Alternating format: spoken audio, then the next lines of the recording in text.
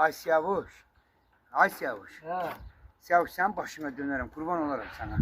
Sen bilirsen ki ben ne derdim olsa sağ değilim de kadası. Ha. Ay arvat zengilemiş. Sağ kurban olurum. Ha. 2 günde eve pul aparmıram. Pul alıp emmişem, yemişem axı. Bana bir zəng elədi ki, bugün pul alacaksan dedim bilmirəm. Bilsən bana ne dedi? Dedi pul olmasa bugünləri evə gəlmə. Şimdi bak kalmışam fikirleşe. Ben nağarım, neyiniyim sen kurban olurum ben. Gidin. Hala gitmeyeyim. Evet. Eve gitmeyeyim. Ha. Bes nağarım. Gidin. Bes harda kalım, neyiniyim bak başıma dön. Ben sen iyi tapacağım kalarsın. Gitme. Desene. Sen öyle. Bes sonra giden neler olacaktı? Gidende dinerci Ha. başka yere işe bakmaya gitmişti. Ha. Uzaktaydı.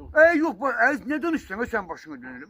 Akşam ben eve gitmesem, pul aparmasam, o yerin deşiğinde de olsa beni tapacaktı. Sen Ha. ne halem? Ama sen kurban ne olur ki şimdi alacağım vereceğim var. Ha. Alacağım yok diye bilirim. Verecek. Ha. Ben bir de sana hiç olmaz. Ha. Ay sen kurbanım. Sen dost kimi derim de ben. Neredeysen hamsi. Ha. Bir kafi de vermem. Verdim o günler dedim eve aparacağım. İnsan Gittim ben verdin arağa. sen benim istiyorsan yüzüme söz gelsin. Ben dövmem istiyorsan. Yok gitme. Ha. Git. Görürüm beni tapacak harda olsa ne Ha, dönüşsün? 3 günden sonra pul verdim apararsın. 3 günden sonra. Ha. İndi 3 gün gitmeyeyim. Yok. Bəs axşam gəlib məni birdən tapdı, ayağının altına saldı, ayaqladı.